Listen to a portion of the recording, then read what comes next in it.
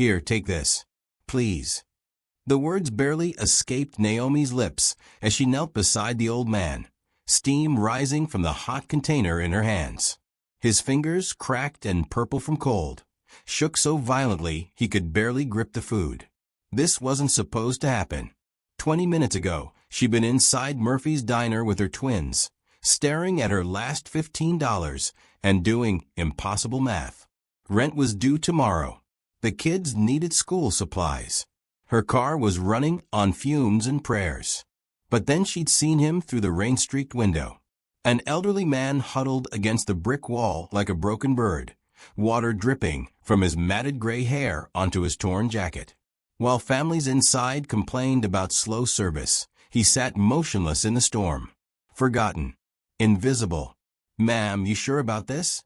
The waitress had asked when Naomi changed her order from 3 meals to takeout containers. "That's a lot of food for. Just pack it, please." Now, crouched on the wet sidewalk, Naomi watched the stranger's weathered face crumple as the warm soup touched his lips. His eyes, cloudy with age but sharp with something deeper, locked onto hers. "I haven't eaten in 3 days," he whispered, voice cracking like old paper. Naomi's chest tightened. 3 days. While she worried about stretching groceries for a week, this man was slowly starving to death 20 feet from people enjoying their dinner. "What's your name?" she asked gently. "Theodore." He paused, studying her face like he was memorizing it. Theodore Greystone. The sandwich trembled in his arthritic hands as he took another bite. Then, another. Each one seemed to bring him back to life, color returning to his hollow cheeks. "You have children?" He nodded toward the diner window where Marcus and Maya pressed their noses against the glass, watching with wide, curious eyes. "Twins. 8 years old." Naomi glanced back at them, guilt twisting her stomach. They'd be having crackers for dinner now. Again. "They're beautiful." Theodore's voice carried a sadness that went deeper than hunger. "You're a good mother. They're lucky to have someone who sees others' pain." Something in his tone made her pause. This wasn't just gratitude. It was recognition. Like he understood exactly what sacrifice looked like. "When did you last have family?" The question slipped out before she could stop it. Theodore's eyes grew distant, staring past the rain into memories she couldn't see. "My son. I lost him long ago. Made choices I can't undo. Now he probably thinks I'm dead. Maybe it's not too late." "It is." His voice turned bitter. "He's become someone I wouldn't recognize. Someone who values money over people. I failed him as a father, and now—" He gestured at his soaked clothes, his cardboard shelter. "This is what I deserve." The rain picked up, drumming against the diner's awning like angry applause. Naomi pulled off her jacket and draped it over Theodore's shoulders. It wasn't much, but warmth was warmth. "Nobody deserves this," she said firmly. Theodore looked up at her then, and for a moment, his cloudy eyes cleared completely. "No one's cared for me in years." The words came out as barely a whisper, but they hit Naomi like a punch to the chest. Years. This man had been invisible for years. "I care," she said simply. As she stood to leave, Theodore caught her wrist with surprising gentleness. "Naomi, you told me your name was Naomi, right? I won't forget this. Or you."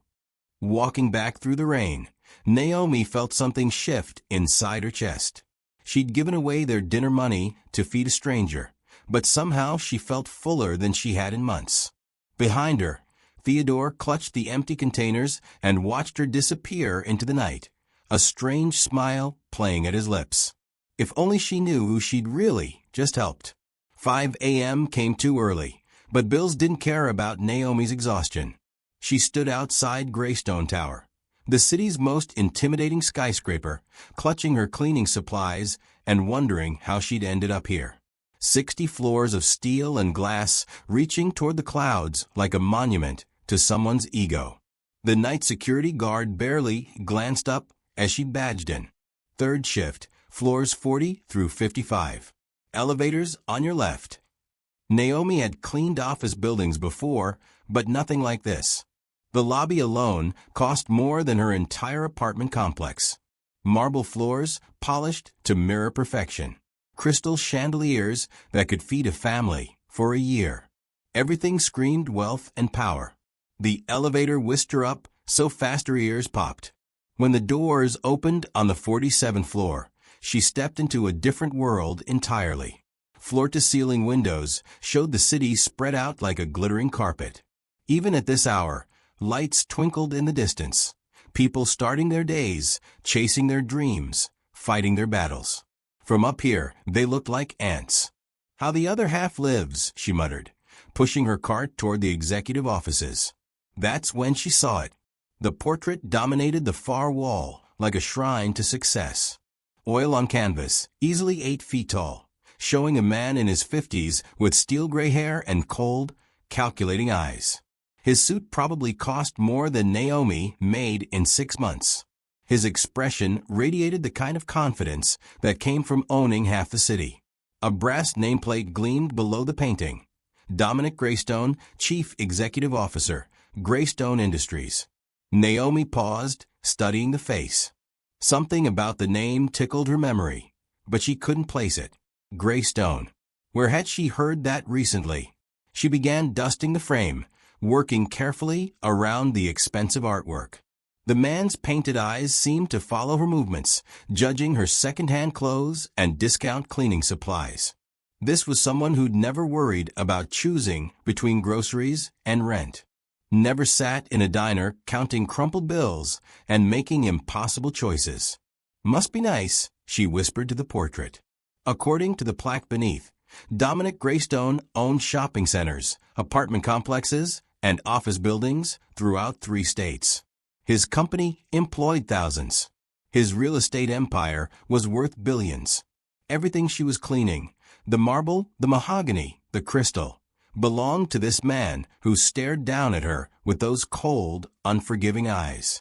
As she moved to the next office, Naomi couldn't shake the feeling that she was walking through someone's kingdom. Every detail designed to intimidate, to remind visitors exactly who held the power.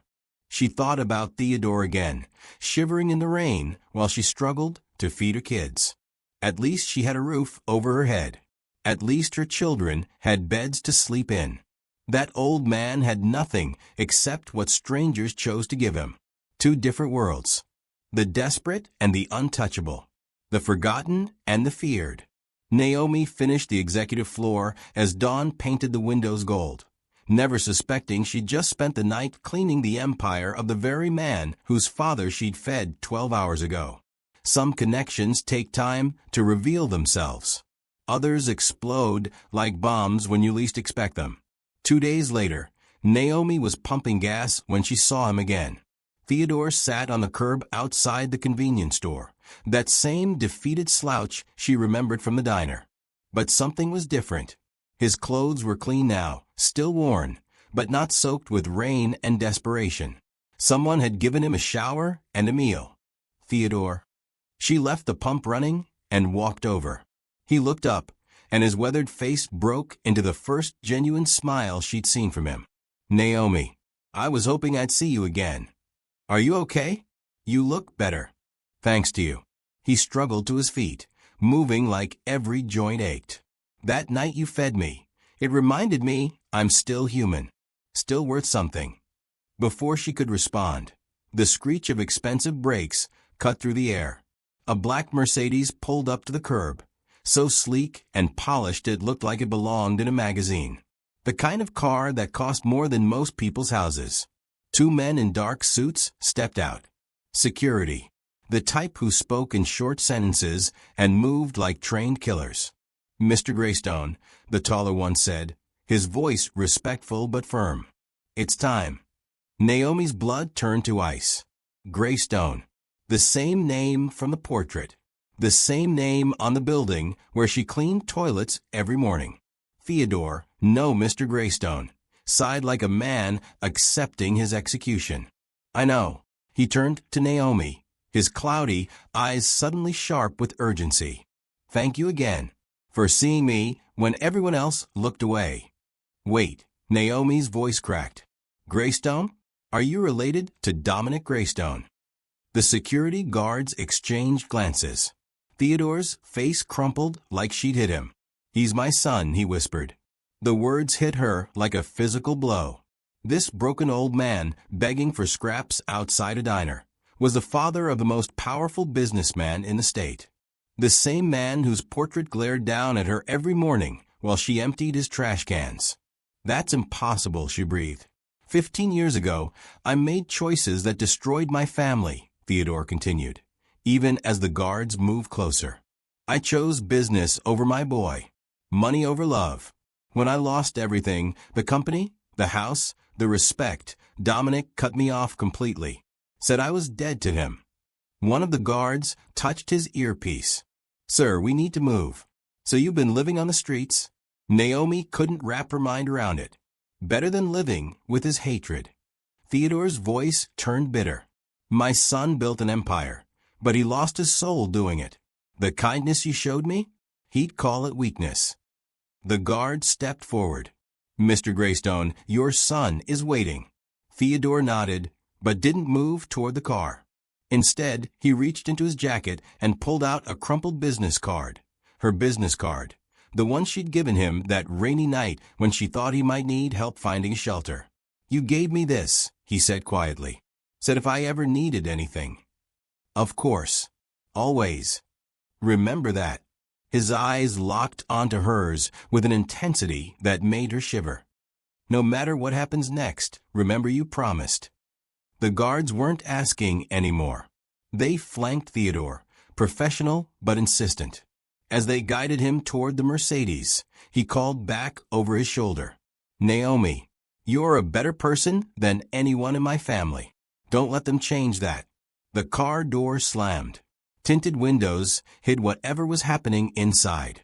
The Mercedes pulled away, leaving nothing but the smell of expensive leather and the echo of words that didn't make sense. Naomi stood frozen beside her rusted Honda, watching a billionaire's father disappear into a life she couldn't imagine. The same man she'd fed soup to was now being chauffeured in a car worth more than her yearly salary. But the look in his eyes, desperate, grateful, afraid. That was the same man who'd whispered that no one had cared for him in years. Her phone buzzed. A text from an unknown number. Tomorrow morning. Greystone Tower. 52nd floor. 9 a.m. sharp. Come alone. D. Greystone. Her hands shook as she read it twice. 3 times. Dominic Greystone wanted to see her. If this twist shocked you, subscribe now, because the story is only getting deeper. The billionaire CEO knows exactly who showed his father kindness, and trust me, their first meeting will leave you speechless. The 52nd floor of Greystone Tower had never witnessed a conversation like this. Dominic stood behind his mahogany desk like a general preparing for war, his steel gray hair perfectly styled, his suit sharp enough to cut glass. Across from him, Theodore sat in a leather chair that probably cost more than most people's cars, looking small and out of place despite his clean clothes. 15 years of silence stretched between them like a chasm. So, Dominic's voice could have frozen fire. Living on the streets. Begging for scraps. How's that working out for you, old man? Theodore's weathered hands trembled, but his voice stayed steady. Better than living with blood money. Blood money. Dominic's laugh was sharp and humorless. I built this empire from the ruins you left me. When you gambled away everything, the company, our reputation, Mom's trust, I was the one who picked up the pieces. By becoming everything I taught you not to be. You taught me plenty. Dominic moved around the desk, predator circling prey. You taught me that weakness destroys families. That trust is a luxury we can't afford. That the only person you can count on is yourself. Theodore flinched like he'd been slapped. I made mistakes. Mistakes. Dominic's voice rose, 15 years of rage bubbling to the surface. You stole from your own investors. You lied to Mom until the day she died. You left me to clean up the mess while you disappeared into a bottle. I know what I did. Do you? Do you know I was 19 when the creditors came? Do you know I had to drop out of college to save what was left of the family name? Do you know Mom spent her last years ashamed to leave the house? Theodore's eyes filled with tears he was too proud to shed. I've lived with that guilt every day. Good. Dominic's voice turned deadly quiet. Because while you were living with guilt, I was building something real. Something that matters. Something that can't be destroyed by weakness or sentiment. Like the woman who fed me? The question stopped Dominic cold.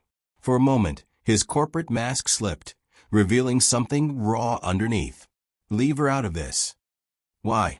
Theodore struggled to his feet, finding strength he'd forgotten he had. Because she proved something you don't want to admit? That kindness still exists? That there are people in this world who help strangers without expecting anything in return. She's naive. She's human. Theodore stepped closer, his voice growing stronger with each word. When I was invisible to everyone else, including you, she saw me, fed me, treated me like I still mattered. And what did it get her? She still broke, still struggling, still losing. No. Theodore's eyes flashed with something Dominic hadn't seen in years. Fire. Purpose. She's still alive. Still capable of love.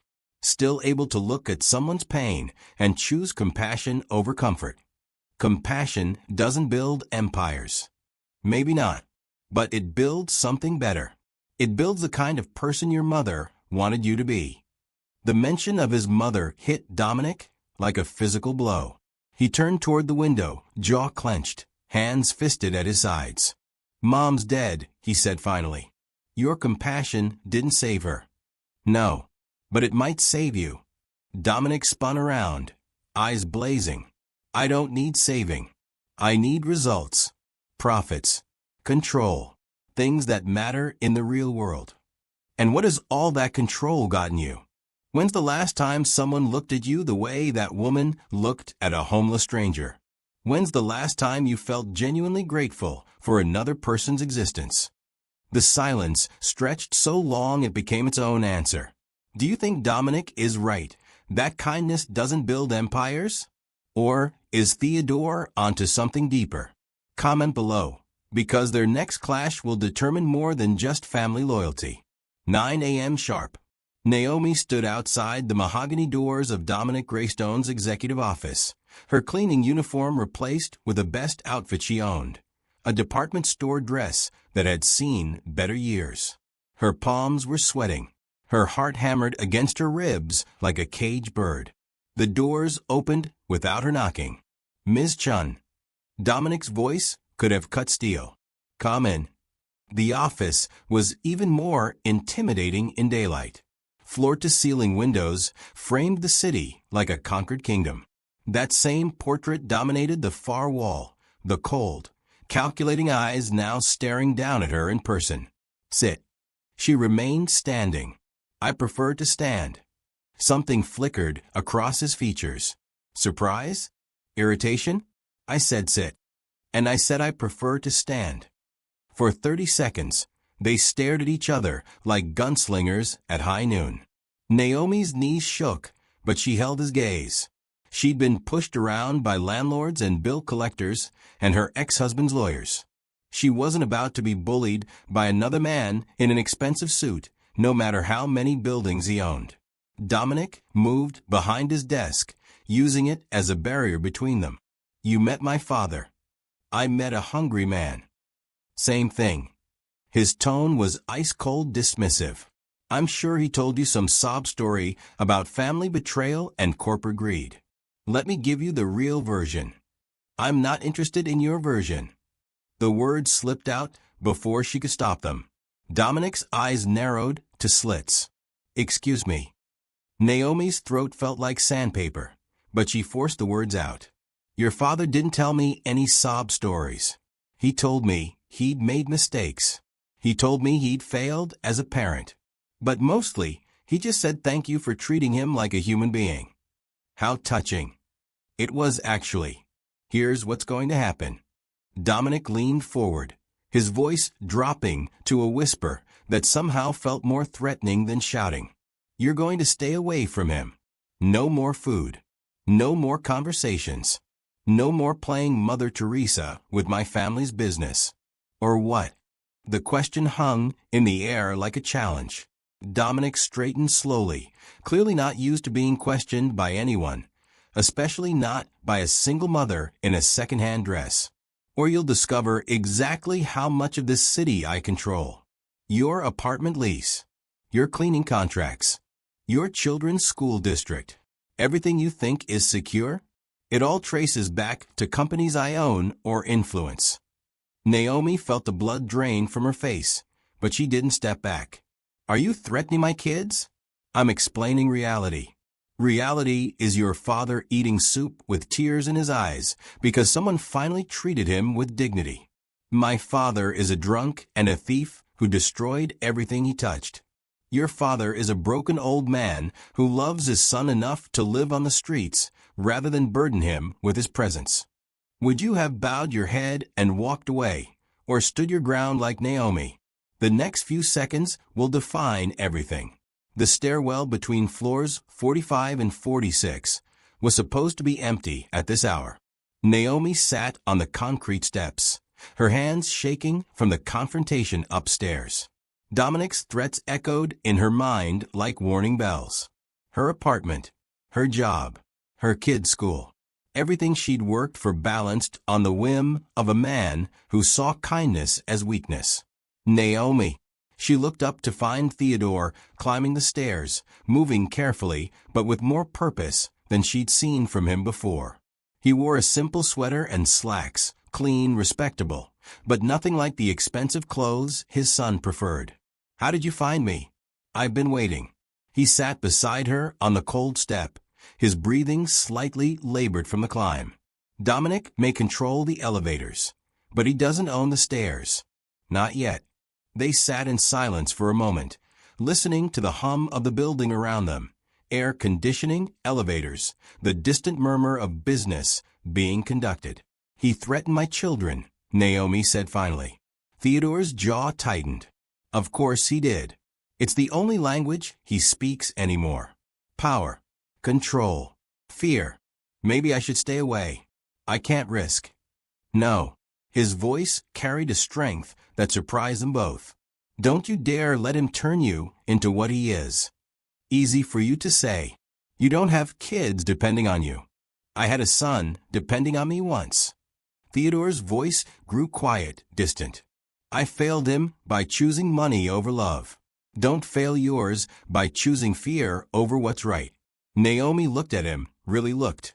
Despite the worn clothes and weathered skin, there was something else there now. A spark she hadn't seen before. Not just the defeated old man from the diner, but someone who'd remembered what he used to be. He said you were a drunk and a thief. I was both. Theodore didn't flinch from the words. Gambling addiction. Bad investments. I stole from investors to cover losses, thinking I could win it back. Instead, I lost everything, including my son's respect. So why are you here?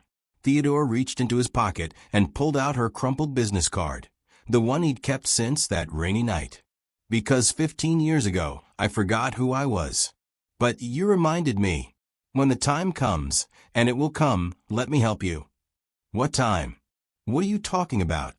He stood slowly, looking up through the stairwell toward floors he'd probably never see again. My son thinks he's untouchable. That money and power make him invincible. But every empire has a weakness. What weakness? Theodore smiled, not the broken expression from the streets, but something sharper, more dangerous. The fact that it was built on the foundation I laid. And I remember where all the cracks are. He climbed the stairs toward the exit, leaving Naomi alone with questions that multiplied like shadows. 50 floors above, Dominic Greystone stood at his window, replaying every word of their confrontation. Her defiance, her courage, the way she'd refused to back down even when he'd threatened everything she held dear. He told himself it was irritation keeping him awake, but part of him, a part he thought he'd killed years ago, wondered what it would feel like to have someone defend him the way she defended his father. The video hit social media at 6:47 a.m. on a Tuesday, and by noon, Naomi's world was on fire. Someone with a phone had been recording that rainy night outside Murphy's Diner. The footage was grainy, shot through a car window, but it captured everything. Naomi kneeling in the rain. Theodore's trembling hands accepting the food. His tears when he said no one had cared for him in years. But it was the caption that turned her simple act of kindness into a nuclear bomb. Shocking. Single mom helps homeless man. Turns out he's billionaire CEO Dominic Greystone's estranged father. While the son owns half the city, his dad begged for scraps. What kind of monster abandons family like this? Hashtag Greystone Sandal, hashtag Kindness Matters, hashtag Billionaire Shame. Within hours, the video had 3 million views. By evening, it was trending nationwide. Naomi first learned about her viral fame when her phone started buzzing nonstop. Unknown numbers, text messages from reporters, friend requests from strangers. Her voicemail filled up in minutes. "Mommy, why are there people outside?" Maya pressed her face against their apartment window, staring down at the crowd gathering on the sidewalk below. News vans, photographers with telephoto lenses, reporters practicing their on-camera introductions. All of them waiting for her to emerge. Just stay away from the windows, baby. But there was no hiding from what came next. The story exploded across every platform. Twitter threads dissecting Dominic's heartless abandonment of his father. TikTok videos comparing the luxury of Greystone Tower to Theodore eating soup in the rain. Instagram posts calling for boycotts of Greystone Industries. The comments section became a battlefield. This woman is a saint for helping that poor old man while his billionaire son ignored him. Finally, someone with actual human decency. Meanwhile, the rich kid lives in a penthouse. How do you abandon your own father? Disgusting. But others weren't so kind. Attention seeker. Probably set this whole thing up for fame. Easy to be generous when you're looking for a payout later. Gold digger spotted the meal ticket. By Wednesday morning, reporters were camping outside Naomi's apartment building, her kid's school, even the medical clinic where she worked part-time. Microphones thrust in her face every time she tried to leave. Questions shouted from across parking lots. "Ms. Chun, how long have you known Theodore Greystone? Are you seeking compensation from the family? What do you say to critics who call this a publicity stunt?" The worst part wasn't the reporters. It was watching the story twist beyond recognition. Online, she'd become either a saint or a con artist, depending on who was telling the story. But the real Naomi, the one who'd simply seen a hungry man and couldn't walk away, disappeared completely. Her phone rang again. This time, she recognized the number. "Turn on Channel 7. The voice said, without preamble. "Theodore." Now. She fumbled for the remote with shaking hands. The evening news filled the screen, and her heart stopped. There was Dominic Greystone behind a podium, facing a wall of cameras and reporters. His usual composure looked strained, dark circles under his eyes betraying sleepless nights. "I want to address the recent media coverage regarding my family," he began, his voice tight with barely controlled rage. "While I appreciate public interest in our company, my personal relationships are not subject to public scrutiny." A reporter shouted from the crowd, "Mr. Greystone, how do you respond to accusations that you abandoned your father?" Dominic's jaw clenched. "My father made choices that had consequences. I built this company despite those consequences, not because of them." But he was living on the streets. Next question. What about the woman who helped him? Some are calling her a hero.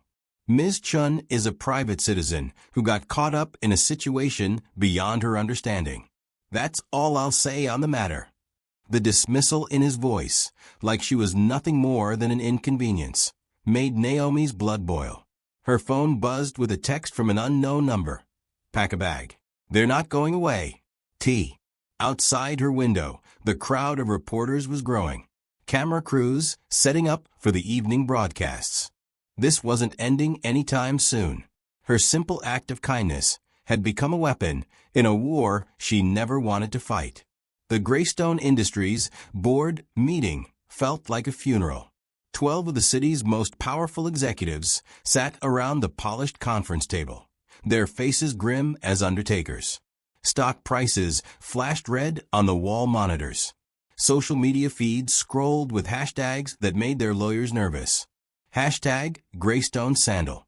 Hashtag Billionaire Shame. Hashtag Abandoned Father. The Hartwell Group pulled out this morning, announced Patricia Vale, the company's longest-serving board member. $50 million in development deals. Gone. Morrison Real Estate is reassessing their partnership, added another voice. Whatever that means. Dominic sat at the head of the table like a king watching his kingdom burn. 3 days since the video went viral. 3 days of watching years of careful reputation management crumble because someone with a phone had captured one moment of human decency. How bad is it? He asked quietly. Bad. Patricia slid a tablet across the table. Stocks down 18%. 3 major investors want emergency meetings.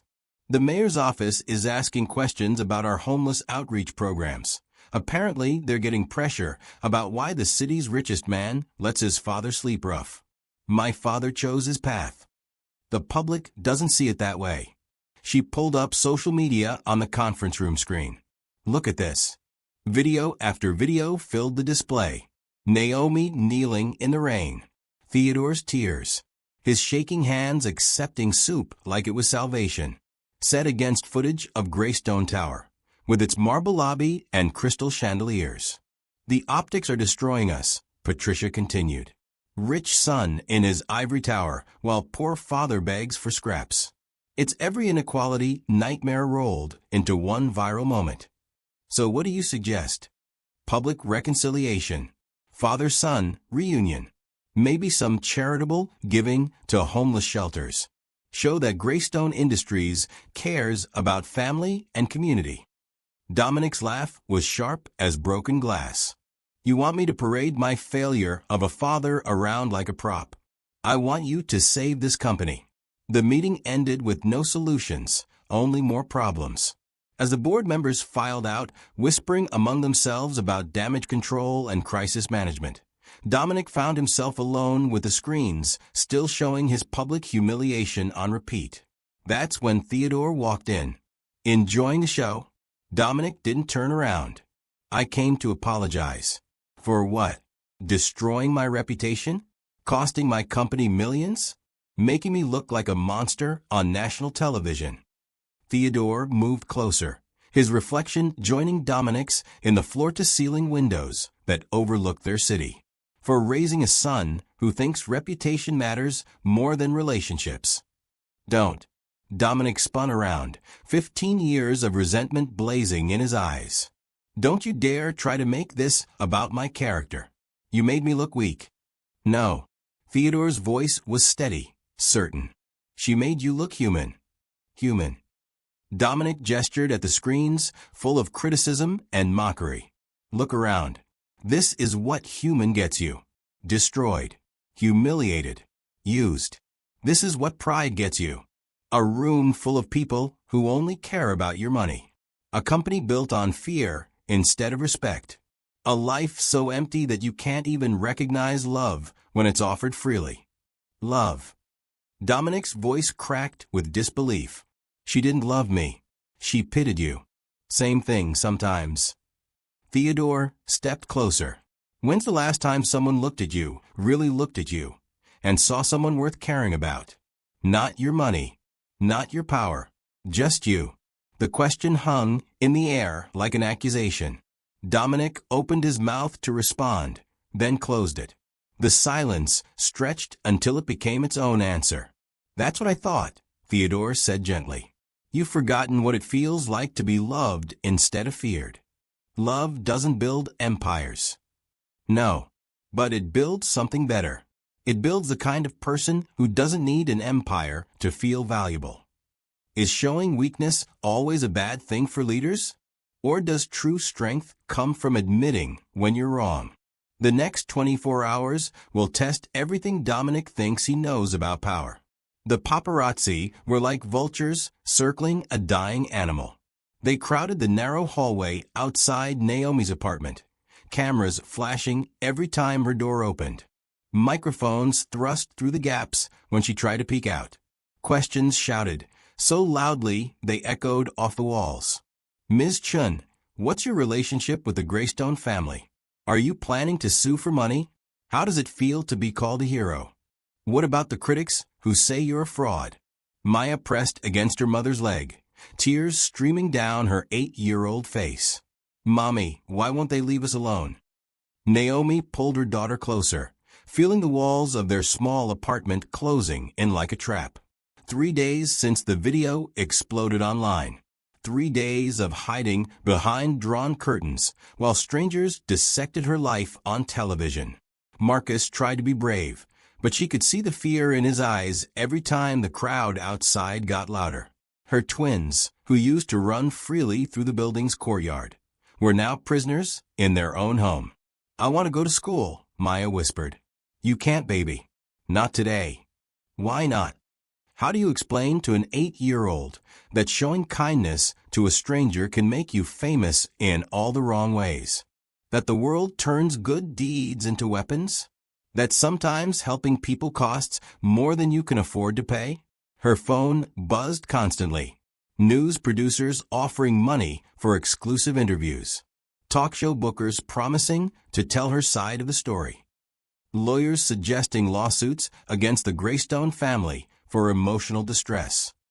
But the worst calls came from strangers who'd tracked down her number somehow. Half called her a saint. The other half called her a liar, a gold digger, a fraud who staged the whole thing for attention. Maybe we should just move, she said aloud, not really meaning it, but needing to say something. Pack up. Leave the city. Start over somewhere else. Where would we go? Marcus asked. Good question. She had no savings, no family in other states, no connections beyond this struggling neighborhood where at least the rent was cheap and the neighbors mostly minded their own business. Or they used to, anyway. Now Mrs. Rodriguez from downstairs kept knocking to ask if she needed anything. The teenager across the hall wanted selfies. Even the building manager seemed starstruck, like feeding a homeless man had transformed her into some kind of celebrity. Outside, car doors slammed. More voices joined the chorus. The crowd was growing, not shrinking. Her phone rang again. Theodore's number. Pack a bag, he said without hello. Both kids. 1 suitcase each. I'm sending a car. I can't. They'll follow. Trust me. The line went dead, leaving Naomi staring at her phone and wondering if running away was the answer or just another mistake in a week full of them. The call came at 2 a.m., shattering what little sleep Naomi had managed to find. Ms. Chun. The voice was professional but urgent. This is County General Hospital. Your daughter Maya was brought in by ambulance 20 minutes ago. The words hit her like ice water. What? How? She was sleeping. High fever, difficulty breathing. The paramedics said a neighbor called when they heard crying through the walls. Naomi's hands shook as she dressed, her mind racing through worst-case scenarios. Maya had been complaining about her throat yesterday, but Naomi had assumed it was stress from the media circus. Kids got sick when their world turned upside down. The hospital waiting room felt like purgatory under fluorescent lights. Maya was stable but needed tests. Possible pneumonia. Maybe just a severe infection. The doctor spoke in careful medical language that meant everything and nothing. We'll need to keep her for observation. Run some blood work. Chest x-rays. How much will this cost? The question slipped out before Naomi could stop it. The doctor's expression softened. Let's focus on getting her well first. But Naomi knew better. Hospital bills didn't care about good intentions. Her insurance had gaps wider than canyons. A 3-day stay could cost more than she made in 6 months. She sat beside Maya's bed, watching her daughter sleep with an oxygen tube in her nose, when Theodore appeared in the doorway. "How did you find us?" "I have my ways." He moved carefully into the room, his weathered face creased with worry. "How is she?" "Pneumonia. They want to keep her for observation, but I don't know how I'll pay for it." Theodore studied Maya's sleeping face, so small and vulnerable under the hospital blankets. Something shifted in his expression, a pain so deep it seemed to age him further. "I had a daughter once," he said quietly. Naomi looked up, surprised. Dominic never mentioned. "She died when she was 7. Leukemia." Theodore's voice cracked like old paper. "Same age as Maya. Same hospital, actually. Different wing." The silence stretched between them, heavy with shared understanding of what it meant to watch a child fight for breath. "I failed her," Theodore continued. "Spent too much time chasing deals, building wealth. Thought I was securing her future while missing her present. When she got sick," he trailed off, lost in memories that still cut like glass. "Theodore. After the funeral, everything fell apart. My marriage, my business, my relationship with Dominic. I started gambling, drinking, making worse and worse decisions. Thought if I could just win back what I'd lost." "You don't have to tell me this." "Yes, I do." He reached into his jacket and pulled out an envelope, thick with cash. "I sold everything I had left. Watch, ring, even the clothes Dominic bought me. It's not much, but it should cover her treatment." Naomi stared at the money, her throat tight with emotion. "I can't take this." "You can. You will." Theodore's voice carried an authority she hadn't heard before. "I won't lose this chance to care for a child again. I failed my daughter. I failed my son. But maybe I can do something right for yours."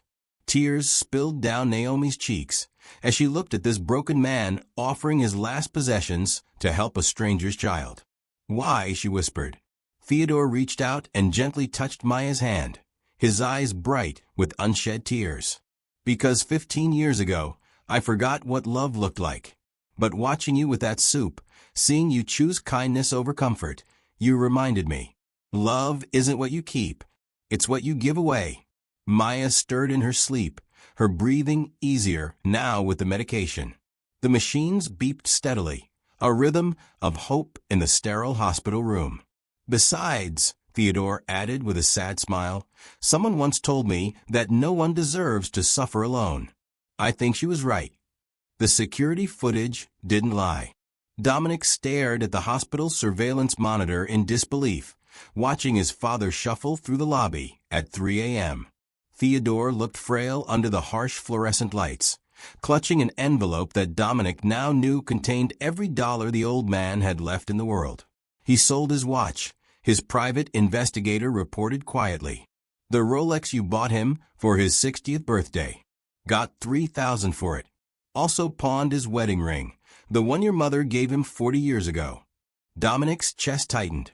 That ring had survived everything: bankruptcy, divorce, 15 years on the streets. Theodore had kept it through his darkest moments, and now it was gone. Traded for medical bills for a stranger's child. The gold chain too. Even the clothes from his closet. Everything. The investigator paused. "Sir, he literally gave away his last possessions to pay for that little girl's treatment." The numbers flashed on the hospital billing statement. $8,400 for 3 days of care. Pocket change for Dominic. A fortune for a man living on charity. Why? The word came out as barely a whisper. But Dominic already knew. He'd seen the way his father looked at Maya sleeping in that hospital bed. The same expression Theodore had worn watching Dominic's sister fight her final battle 35 years ago. The same expression he'd never seen his father direct toward him. "There's more, sir." The investigator pulled out his tablet. "I found records of other transactions. Small amounts, but consistent. He's been sending anonymous donations to children's hospitals for months. $20 here, $50 there. Whatever he could scrape together from odd jobs." Dominic felt something crack inside his chest. While he'd been building towers of steel and glass, his father had been quietly healing the world one small act at a time. The shelter on 5th Street has security footage too, the investigator continued. Your father volunteers there twice a week, helps serve meals, reads to the children. The staff doesn't know who he is, just calls him Grandpa Ted. Grandpa Ted. The title hit Dominic like a physical blow. His father, who'd lost the right to be called Grandpa when he'd chosen gambling over family, was filling that role for other people's children, finding redemption in the very kindness Dominic had dismissed as weakness. Leave us alone. The investigator gathered his files and left without a word. Dominic sat in his empty office, surrounded by the symbols of his success, feeling more alone than he'd ever felt in his life. His phone buzzed. A text from an unknown number, but he recognized the writing style immediately. She's stable. Breathing better. Doctors say she'll make a full recovery. Thank you for raising me to understand what sacrifice means. Your father. Dominic stared at the message until the words blurred. When had Theodore gotten his number? How long had he been trying to reach out while Dominic's pride built walls too high to climb? He thought about that night 15 years ago when he changed his phone number, his address, even his middle name to distance himself from the Greystone scandal. He told himself he was protecting his future, but maybe he'd just been protecting his anger. The elevator dinged softly as someone entered his private floor. Dominic looked up to see Theodore standing in the doorway, looking older and more fragile than ever. The envelope was gone. His wrist was bare where the Rolex used to be. You sold everything, Dominic said. Not everything. I kept the most important thing. Which was?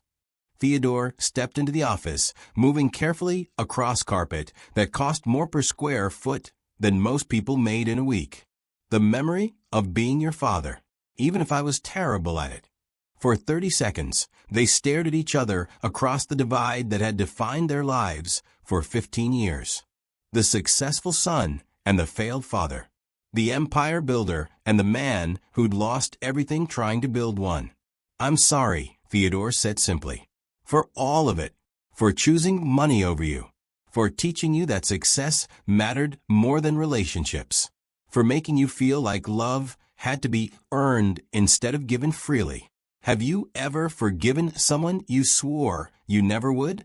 Sometimes the people who hurt us most are the ones who teach us how to heal. If you believe forgiveness can change lives, hit that subscribe button now, because what happens next will restore your faith in second chances. The pediatric wing of County General smelled like disinfectant and hope. Dominic walked through corridors he'd donated millions to build, past rooms filled with children fighting battles that made his corporate wars seem insignificant. He'd written the checks, posed for the photos, collected the tax deductions. But he'd never actually visited before. Room 314. Maya's room.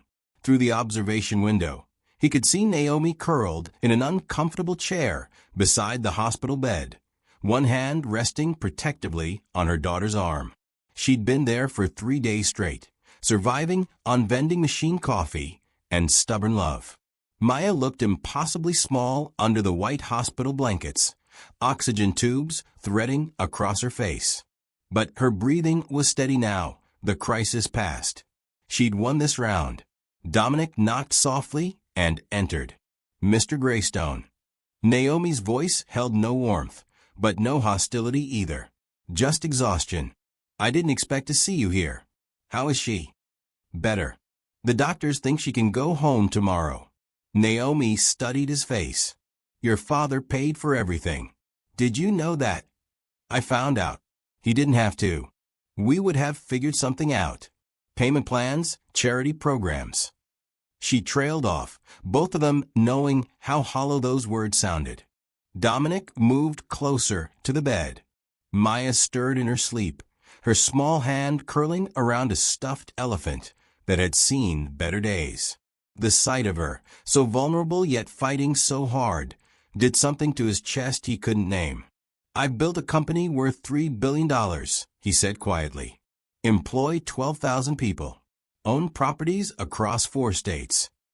He paused, watching Maya's steady breathing. But standing here, watching her fight for every breath, it all feels like playing with toy blocks. Naomi looked up at him with surprise. Mr. Greystone, I threatened your children once. The admission came out rough, like broken glass. Told you I'd take away your apartment, your job, everything you cared about. Because you showed my father kindness when I couldn't. Why are you telling me this? Dominic pulled a chair beside Naomi's, sitting close enough to speak without waking Maya. Because I've spent 15 years believing that caring about people makes you weak.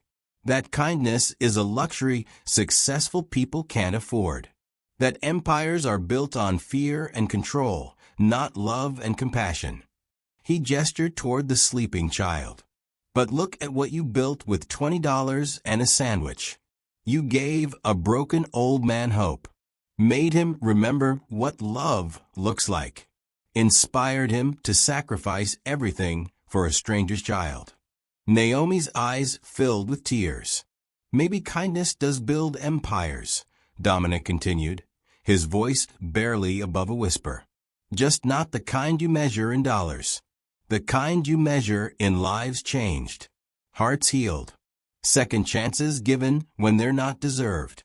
Maya's eyes fluttered open, focusing slowly on the stranger beside her bed. Mommy? Who's that? Naomi smoothed her daughter's hair. A friend, baby. Someone who's learning what kindness really means. Dominic felt something he hadn't experienced in years. The desire to be worthy of that description. The emergency board meeting felt like a tribunal. Dominic entered the conference room to find 12 faces that should have been friendly turned cold as winter stone. These were people he'd made millions for, partners he'd trusted with his company's future. Now they looked at him like a liability to be managed. Dominic. Patricia Vale's voice could have cut steel. We need to talk. The wall monitors showed the damage in brutal detail. Stock prices down 23%. 3 major deals canceled. The Hartwell Group had not only pulled out, they'd publicly announced they were exploring partnerships with Greystone's competitors instead.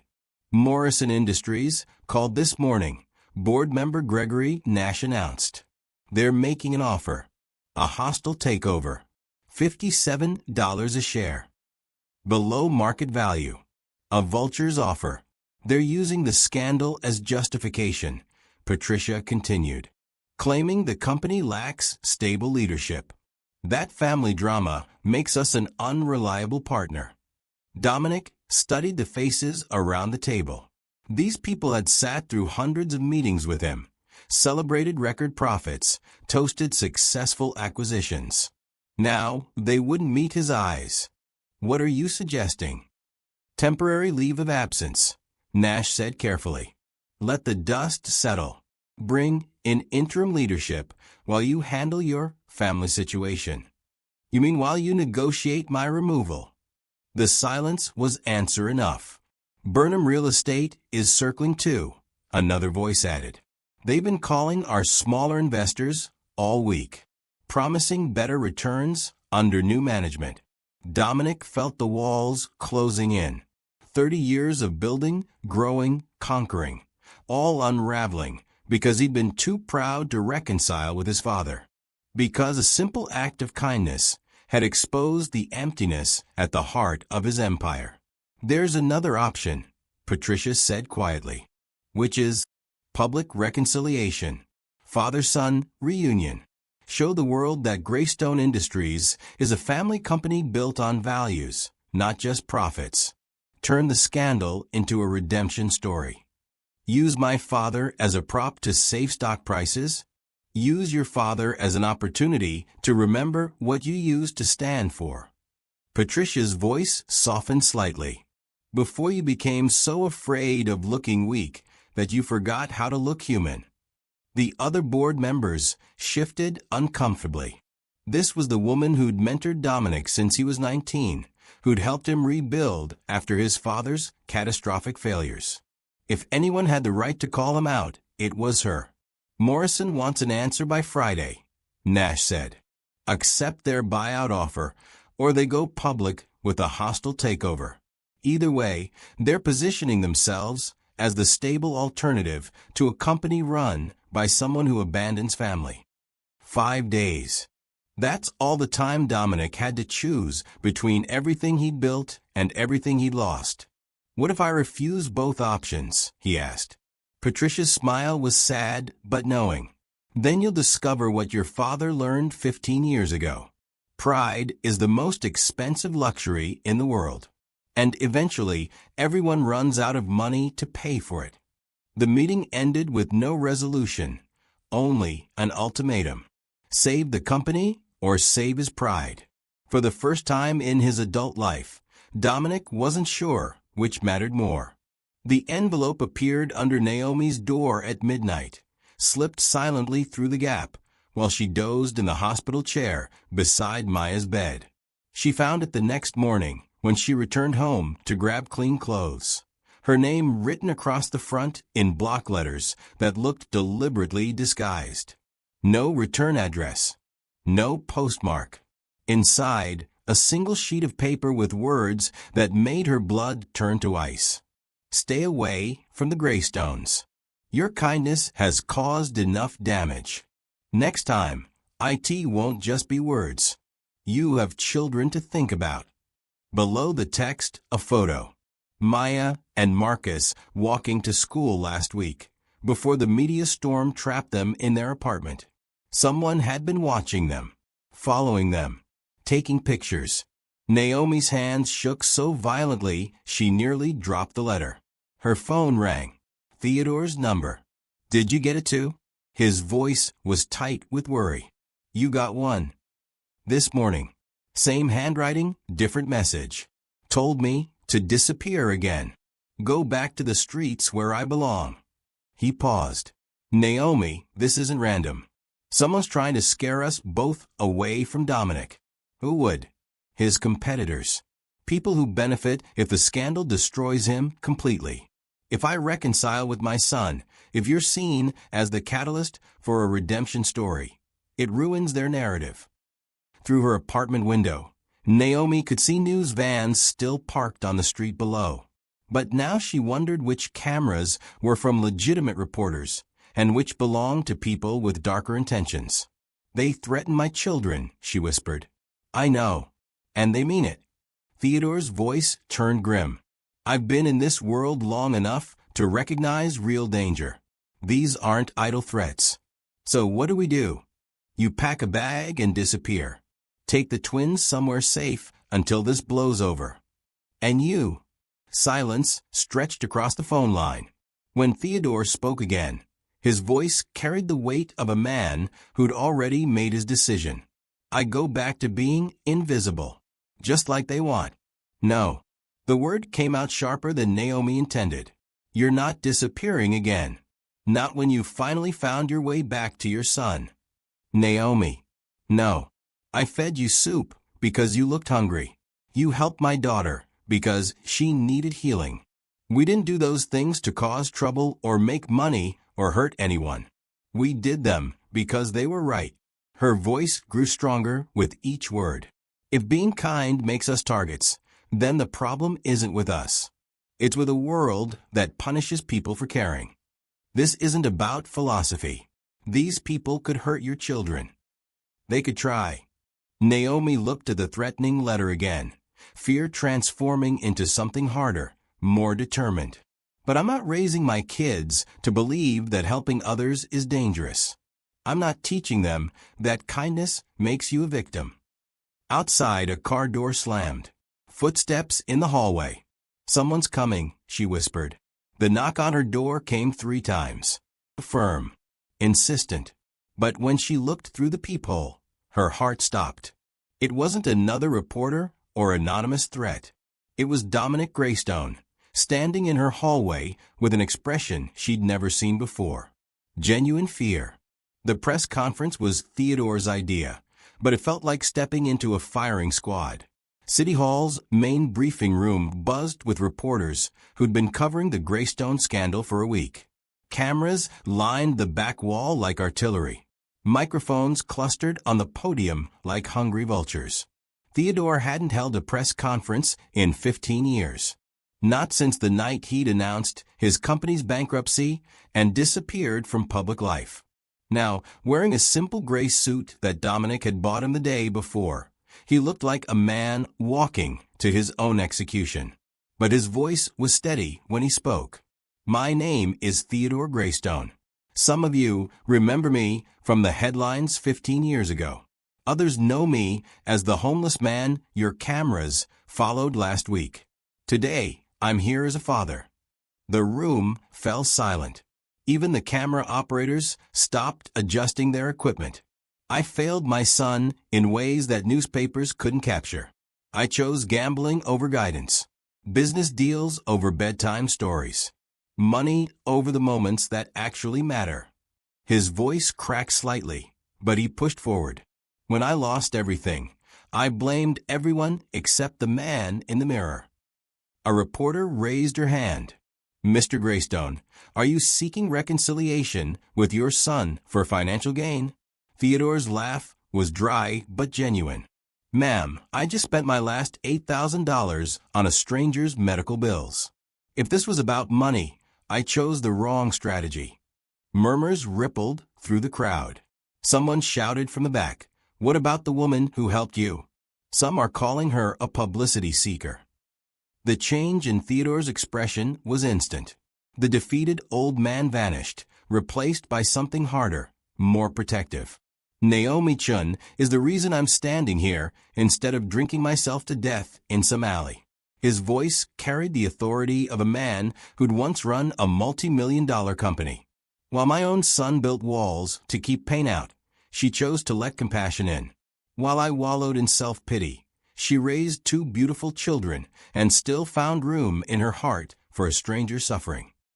Another reporter jumped in, "But critics say, critics who've never skipped a meal to feed their children can criticize all they want." Theodore's eyes blazed. "I've watched this woman count coins to buy groceries, seen her choose between rent money and her daughter's medicine. Yet when she saw an old man shivering in the rain, she didn't hesitate. That's not publicity seeking. That's heroism." The room erupted with questions, but Theodore raised his hand for silence. "My son built an empire because I taught him that caring makes you vulnerable, that kindness is weakness, that the only way to survive is to stop feeling." He paused, looking directly into the main camera. "I was wrong about everything." "Mr. Greystone," a familiar voice called from the front row. "Patricia Vale from Greystone Industries Board. Does your son share these views?"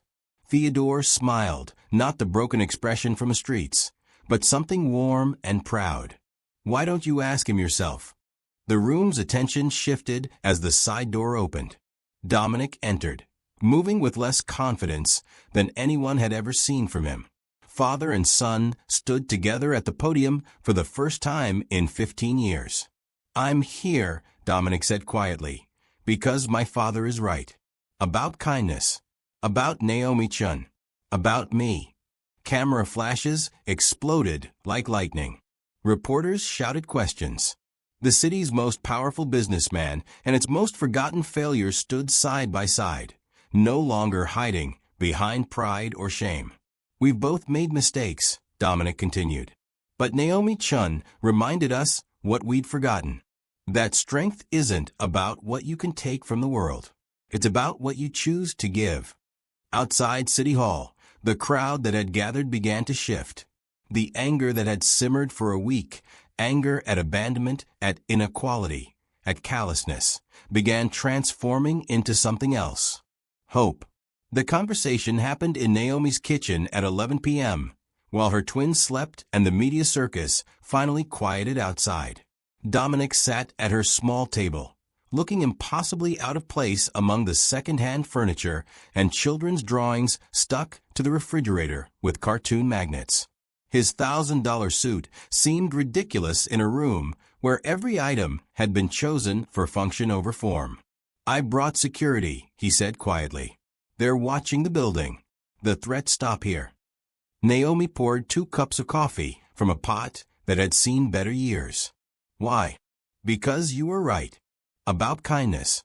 About my father. About me." She sat across from him, studying his face in the dim kitchen light. The corporate mask had completely fallen away, leaving someone who looked exhausted and lost. What changed? Dominic was quiet for a long moment, staring into his coffee like it held answers. "When I was 12, our neighbor's house caught fire. Mr. Peterson, elderly man, lived alone. I wanted to help, but my father pulled me back. Said it wasn't our problem. That getting involved would only create liability issues."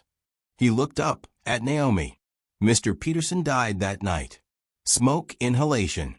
Maybe we couldn't have saved him, but we'll never know because we chose safety over compassion." "Dominic, I've spent 30 years making that same choice. Building walls. Avoiding risk. Treating kindness like a luxury I couldn't afford." His voice grew quieter. "But watching you kneel in the rain to feed a stranger, you remind me of everything I buried to survive." The admission hung between them like a confession. "I'm not some saint," Naomi said softly. "I fed your father because I've been hungry before. I know what desperation looks like because I've worn it like a second skin. There's nothing noble about recognizing your own reflection in someone else's pain. Maybe that's what makes it noble." They sat in silence, listening to the old apartment buildings settle around them. Somewhere down the hall, a baby cried briefly before being soothed back to sleep. Normal sounds of normal people living normal lives. "I fired 16 people last year because they asked for time off to care for sick relatives," Dominic said suddenly. "Called them unreliable. Liability risks. I convinced myself I was protecting the company's efficiency. And now I realize I was protecting myself from feeling anything, from caring about outcomes that couldn't be measured in quarterly reports." He met her eyes. "You scare me, Naomi. Not because you're dangerous, but because you make me want to be the person I was before I learned that caring hurts. Caring does hurt. But not caring hurts worse." His voice was barely above a whisper. "I've been dead inside for 15 years. Successful, but dead. You brought me back to life just by proving that kindness still exists in the world." Outside, a car door slammed. Security making their rounds. "I can't undo 30 years of mistakes," Dominic said. "But I can stop making new ones." For the first time since this all began, Naomi smiled at him. Really smiled. "That sounds like a start." The briefcase contained more money than Naomi had ever seen in her life. 2 men in expensive suits sat across from her in the coffee shop she'd chosen for its public visibility, her own small attempt at safety. They looked like lawyers or corporate fixers, the kind of people who solve problems that important people didn't want to think about. $500,000, the taller one said quietly, sliding the briefcase closer to her side of the table. "Cash. Untraceable. All you have to do is disappear." Naomi stared at the case without opening it. $500,000 would solve every problem she'd ever had. Pay off debts. Buy a house. Send her kids to college. Create the kind of security she'd only dreamed about. "Who sent you?" The shorter man adjusted his tie. "Does it matter? You're being offered a solution to all your troubles. Smart people take solutions when they're offered. Smart people ask questions first. Questions complicate simple situations." The taller one leaned forward. "You've become a symbol, Ms. Chun. The kind mother who helps strangers. But symbols are dangerous things. They make people expect changes that powerful people don't want to make. So you're buying my silence. We're offering you freedom. Freedom from reporters, from threats, from being used as a pawn in games you don't understand." He gestured at the briefcase. $500,000 buys a lot of fresh starts. Naomi thought about Maya in that hospital bed, fighting for every breath. About Marcus asking why they couldn't have pancakes like other families. About counting coins for bus fare and choosing between groceries and electricity. What's the catch? No catch. You take the money, move somewhere quiet, and live happily ever after. The only requirement is that you never discuss the Greystone family publicly again. No interviews, no social media posts, no tell-all books. Complete silence. And if I refuse? The shorter man's smile never reached his eyes. Why would you refuse? You're struggling to survive, raising 2 children alone, working multiple jobs just to stay afloat. This money solves everything. But if I refuse? The silence stretched long enough to become its own threat. The scandal will fade, the taller man said finally. Dominic Greystone will return to business as usual. His father will disappear again, probably permanently this time. And you'll go back to cleaning offices and counting pennies while the world moves on without you. Except now, I'll have enemies I never chose. You'll have the life you had before. The only difference is you'll know exactly how much your principles are worth in the real world. Naomi opened the briefcase. Stacks of $100 bills, neat and clean and life-changing. She could almost smell the security they represented, a real home, good schools for her kids, the ability to help others without bankrupting herself. How do I know you'll keep your word? Same way we know you'll keep yours. Mutual, assured destruction. We both have too much to lose by breaking the deal. She closed the briefcase and pushed it back across the table. I can't. Ms. Chun. I said no. Her voice was steady despite the fear crawling up her spine. I didn't help Theodore Greystone to get rich. I helped him because he was hungry. That hasn't changed. The 2 men exchanged glances. You're making a mistake. Maybe. But it's my mistake to make. She stood to leave, then paused. Tell whoever sent you that kindness isn't for sale. Not at any price. Walking out of that coffee shop was the hardest thing she'd ever done. $500,000 in unmarked bills. Walking away while her children needed everything money could buy. Would you take the money, or risk everything to stand for what's right? Sometimes the most expensive choices are the ones that don't cost any money at all. What Naomi decides next will determine whether goodness can survive in a world that rewards greed.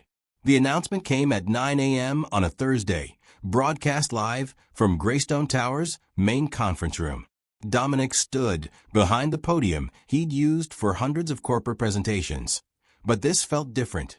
No shareholders to impress. No quarterly projections to defend. Just a man trying to rebuild what he'd spent 30 years tearing down. Effective immediately, Greystone Industries is implementing new policies that reflect our commitment to the values that built this company, and the ones we lost along the way. The press room buzzed with skeptical murmurs. Corporate promises were cheap. Everyone wanted to see what real change looked like. First, any employee dealing with family medical emergencies will receive full paid leave for up to 6 months. No questions asked. No job security concerns. Family comes first. Patricia Vale, sitting in the front row, smiled for the first time in weeks. The board members behind her looked nervous, but intrigued. Second, we're establishing the Naomi Chin Foundation, funded with $50 million from my personal assets. Its mission is simple. Ensure no child in this city goes without medical care because their parents can't afford it. The room erupted. Reporters shouted questions. Camera flashes exploded like lightning. $50 million wasn't a gesture, it was a statement. Third, Greystone Industries will partner with local shelters to provide job training, temporary housing, and mental health services for the homeless population. Because everyone deserves a second chance. In the back of a room, Theodore wiped tears from his eyes. His son, the boy he taught to value profits over people, was dismantling everything they'd built together and rebuilding it on kindness. These aren't publicity stunts, Dominic continued, his voice growing stronger. "They're acknowledgments. I've spent 15 years building an empire based on fear, control, and the belief that caring makes you vulnerable. A single mother named Naomi-chan proved me wrong with a $20 sandwich." Someone shouted from the audience, "What about your competitors' takeover attempts?" Dominic's smile was sharp but genuine.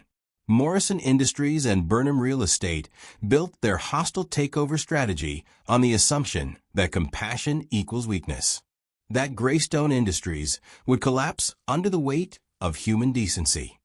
He paused, looking directly into the main camera. They miscalculated. Within hours, the response was overwhelming. Social media exploded with support.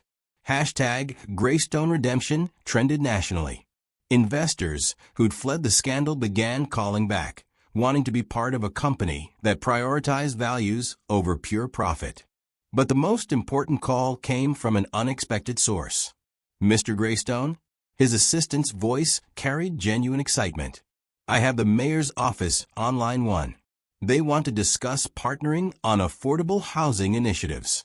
"And sir?" Morrison Industries just withdrew their takeover offer. Dominic looked out his office window at the city spread below, the same view he'd used to measure his dominance. Now he saw something different. Not conquests waiting to happen, but communities that deserved leadership based on service instead of selfishness. His phone buzzed with a text from Naomi. Saw the announcement. "Maya wants to donate her piggy bank to the foundation. She says every kid should have enough soup."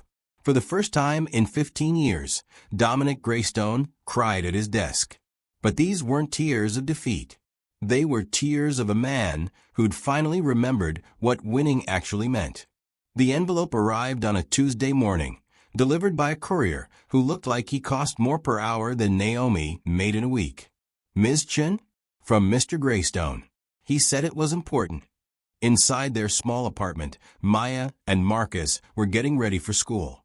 The first time they'd been able to leave the building without reporters following them since the scandal broke. The media had moved on to other stories. The world had accepted their new normal. Naomi opened the envelope carefully. Inside, legal documents thick enough to intimidate and a handwritten note on expensive stationery. The documents took her 3 readings to understand. Property deed. Transfer of ownership. Legal language that meant one impossible thing. She now owned the entire apartment building she'd been struggling to pay rent on for 3 years. The note was simpler. "Naomi, this is not charity. This is not guilt money. This is an investment in the kind of person who chooses kindness over comfort, compassion over safety. You've spent years worrying about rent while raising your children and caring for strangers. Now you can focus on what matters, being the mother, the neighbor, the human being this city needs more of. The building comes with a trust fund for maintenance and improvements. Your neighbor's rent will never increase beyond what they can afford. Consider it a small way to ensure that kindness has room to grow. This is not real estate.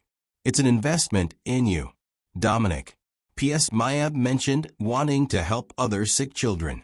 "There's a college fund for both twins attached to this deed.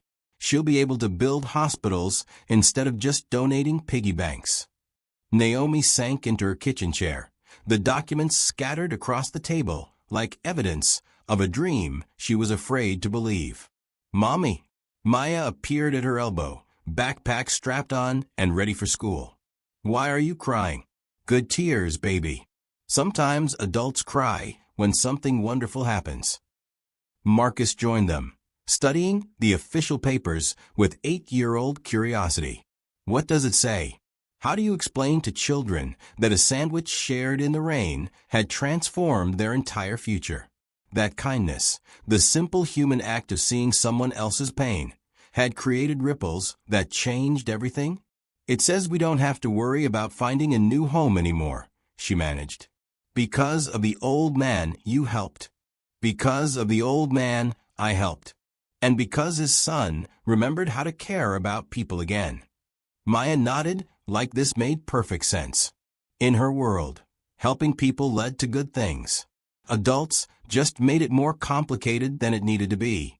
As her children headed off to school, walking freely through their neighborhood for the first time in weeks, Naomi stood at her window looking down at the street that now belonged to her. Not just her apartment, the whole building. 36 families who would never again face eviction because they chose groceries over rent money. A sandwich had bought them all security. But more than that, it had bought them hope. 6 months later, the view from Greystone Tower's 52nd floor looked different. Not the buildings. Those were the same steel and glass monuments to ambition they'd always been. But the man standing at the window saw them through eyes that had remembered how to care. Dominic watched the construction crews working on the affordable housing complex that would bear his father's name. The Theodore Greystone Community Center was rising from what used to be a vacant lot, funded by the foundation that started with a $20 sandwich. The mayor wants to do a ribbon-cutting ceremony next month, Patricia said from the doorway. Full media coverage. They're calling it a model for other cities. Will she be there? Dominic asked. He didn't need to specify who. Everyone at Greystone Industries knew that Naomi Chun had become the unofficial moral compass of their decision-making process. When executives proposed new policies, someone always asked, what would Naomi think? She'll be there, with the kids. Maya insists on bringing soup to serve at the opening. Dominic smiled. Maya had become the foundation's unofficial mascot, appearing at every charity event with her determined 8-year-old speeches about making sure no one went hungry. Her brother Marcus had decided he wanted to be a doctor so he could help sick children like his sister had been helped. Sir. Patricia's voice carried the careful tone she used for personal matters. Your father is here. Theodore entered the office he'd been banned from for 15 years, moving with the careful dignity of a man who'd learned to value second chances. He wore a simple suit and the kind of smile that came from knowing you'd finally done something right. How's the shelter project coming? Dominic asked. Better than expected. We've placed 43 people in permanent housing this month. 12 have jobs with companies in your network. And the addiction counseling program. Theodore's voice grew thick with emotion. It's saving lives, son. Real lives. They stood together at the window, watching their city transform.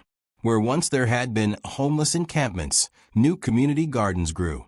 Where abandoned buildings had housed desperation, rehabilitation centers offered hope.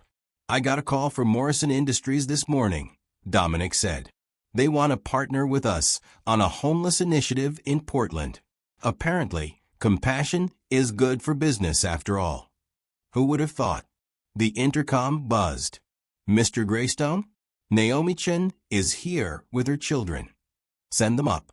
The elevator doors opened to reveal the woman who'd started it all, flanked by 2 children who'd grown taller and more confident in the months since their world had turned upside down. Maya carried a small potted plant, while Marcus held what looked like a hand-drawn blueprint. We brought presents, Maya announced, marching into the office like she owned it. Presents. She handed Dominic the plant. It's a kindness tree. You water it with good deeds, and it grows stronger. Marcus unrolled his blueprint across the conference table. And I designed a hospital for kids who don't have enough money. Mom helped with the math, but the ideas are mine. Dominic studied the 8-year-old's architectural plans, complete with a playground, a library, and what appeared to be an ice cream station in every room. This is brilliant, Marcus. What do you think, Dad? Should we build it? Theodore knelt beside the boy, examining the drawings with the seriousness of a real consultant. I think this is exactly what the foundation needs. A children's hospital designed by someone who remembers what it's like to be scared and small. Really? Marcus's eyes went wide. You'd really build my hospital? We'd be honored to build your hospital. Naomi watched this exchange with tears in her eyes. 6 months ago, she'd been counting coins for bus fare. Now she was watching her son's dreams being taken seriously by some of the most powerful men in the city. As the afternoon stretched into evening, the unlikely family gathered around the conference table, planning projects and sharing stories. The billionaire who'd forgotten how to feel. The father who'd lost everything and found redemption. The mother who'd chosen kindness over safety. And 2 children who believed the world could be fixed with enough soup and good intentions. Outside, the city hummed with the energy of transformation. Shelters that actually sheltered. Hospitals that healed regardless of bank accounts. Communities built on care instead of commerce. It all started with a sandwich shared in the rain. Would you have helped Theodore that night, or walked away like everyone else did? And if you're still not subscribing, what's holding you back? This story proves kindness can change everything. Subscribe now to never miss the next journey that shows how one small act can transform the world.